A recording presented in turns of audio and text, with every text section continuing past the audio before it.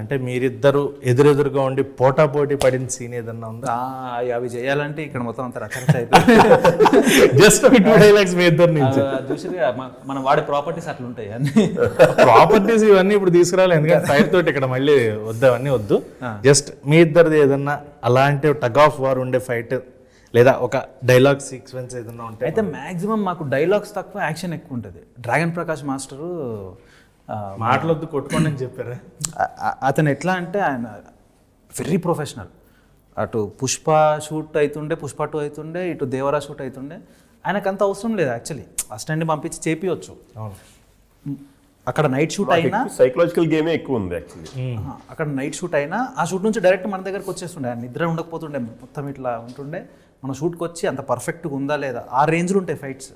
మనకు పుష్పలో ఏ రేంజ్ ఉన్నాయో ఆ రేంజ్లో ఫైట్స్ ఉంటాయి. అంటే బడ్జెట్ మ్యాటర్స్, అంటే మరీ బడ్జెట్